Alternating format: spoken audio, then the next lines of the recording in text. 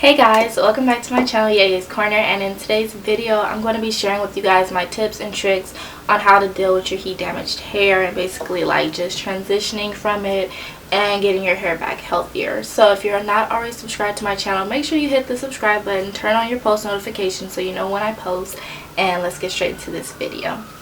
So basically, I have dealt with heat damage before. It's not fun. It's like once you have it, everybody's like, okay, it's permanent. Not much you can do to fix your hair. Sometimes I actually believe it depends on the amount of damage that has been done. Because before I had heat damage and it was like not really severe. Like my curls were a bit looser, but I actually was able to like nurse them back to health and whatnot.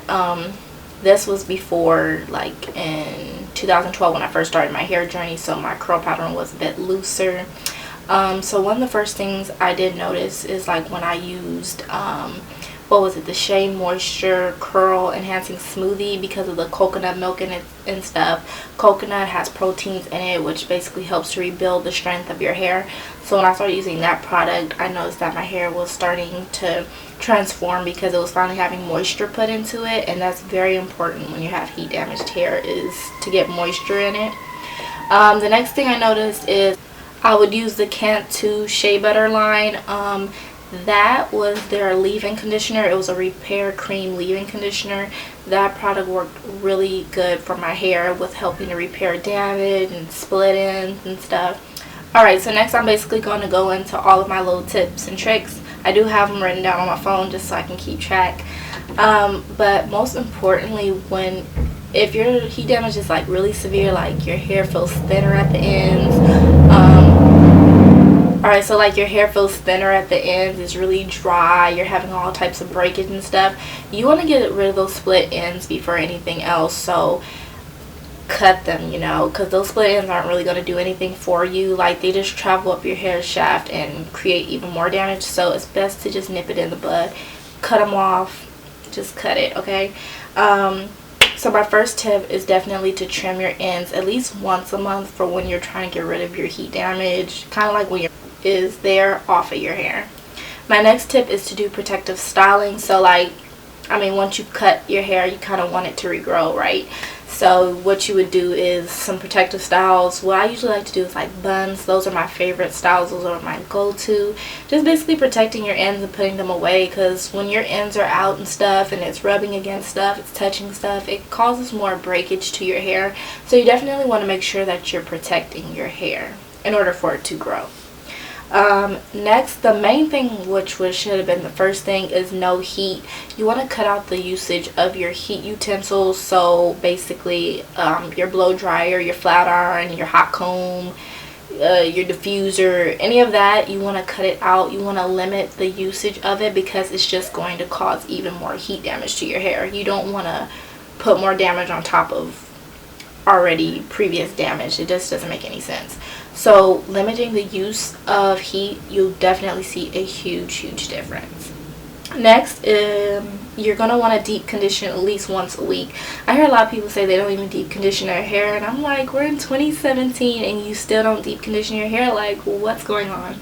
So you want to make sure you're deep conditioning your hair at least once a week. I highly recommend just using like a moisturizing deep conditioner, because when you have heat damaged hair, your hair is more dry and it's more prone to breakage. You want to put that moisture back into your hair.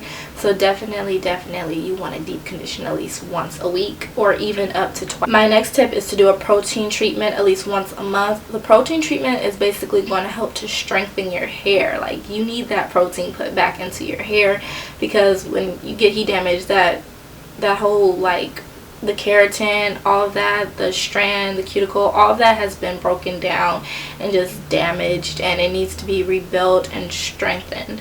So do a protein treatment, and make sure you follow your protein treatment up with a moisturizing conditioner, because the protein, it can dry your hair out. So make sure you're putting moisture back into your hair.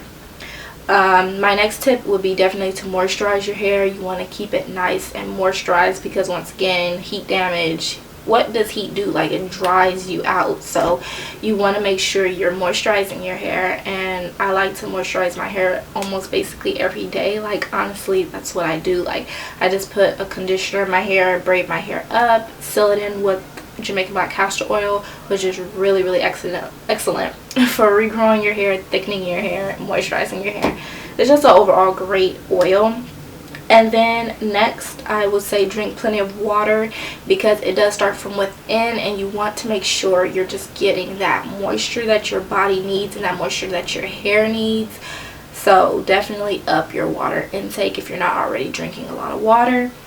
And then basically just babying your ends. Just pay attention to them. If you see split ends, cut them. If you see single strand knots, get rid of them.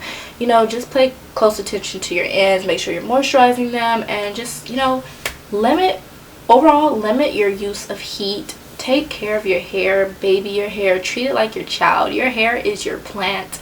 Think of it like that. You want to take care of that plant, because if not, it'll die. So make sure you're just giving your hair that TLC that it needs. And that's basically all my tips for right now.